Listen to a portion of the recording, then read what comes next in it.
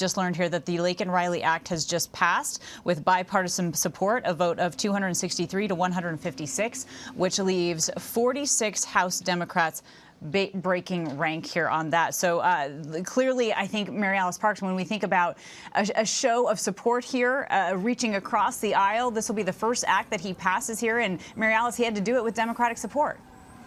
Yeah, the margins are so thin in the House. He would need Democrats on board for almost every piece of legislation. But in this case, sort of comfortable margin.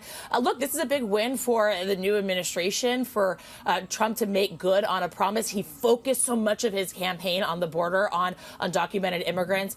This speaks not only to that, but I'm thinking about the name in particular, the Laken Riley Act. Of course, on the campaign trail, President Trump talked about Laken Riley so often. Her gruesome death and murder, talked about people that had been the victims of crimes that he talked about perpetrated by undocumented immigrants. You know, this is a controversial bill. I will say, though, it calls for the detention of undocumented immigrants accused of either of smaller crimes like theft without due process. So it's an expensive bill. A lot of immigration officials talking about how it will cost billions of dollars to indefinitely detain people that are just accused of crimes, not convicted of crimes. But of course, it's trying to get at essentially a loophole where some undocumented immigrants have been accused of crimes in the past, but have not been sort of adjudicated fully. And in the case of Laken Riley, where someone was back sort of out on the streets and then committed a crime, Kena.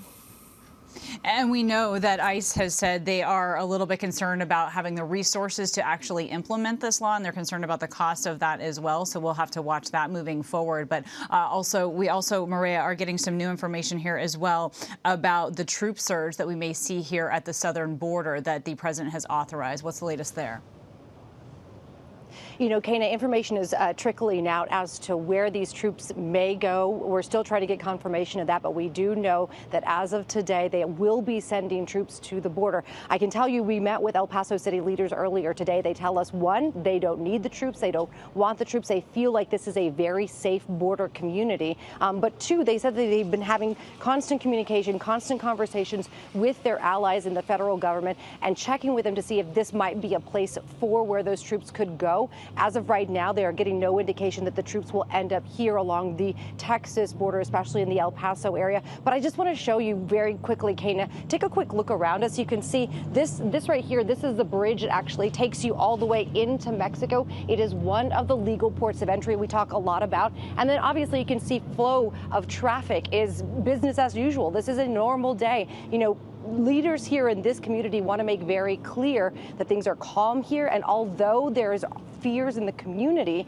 this is a very safe city. Right. So the question here of what will they actually be doing, right? Is this a show of force down there? Is this some kind of deterrence to be seen here? It sounds like we just have a lot of information, though, coming in at this hour also, Luke, about exactly how, you know, state and local authorities will be partaking in this. And it sounds like the president doesn't want anything to do with people that aren't going to get on board here with his immigration plans.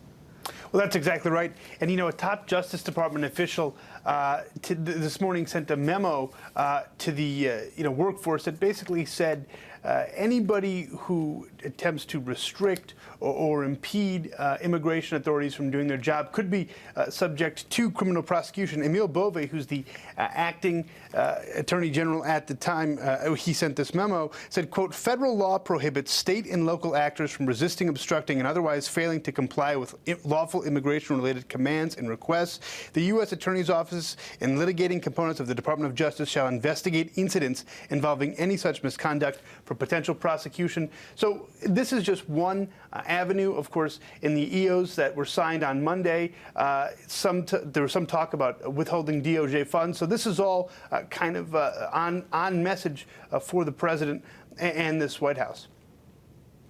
All right, and I do want to pass along here some reporting from our team at the Pentagon from the acting Secretary of Defense, who's saying they have essentially a three-pronged initiative here. They're talking about the troop surge that represents a 60% increase now in active duty ground forces. They'll be providing military aircraft to support deportation flights, as well as the construction of temporary and permanent physical barriers. So again, this is a lot of news coming in here fast and furious today in these executive actions. Mary Alice, Luke, and Maria, our thanks to all of you.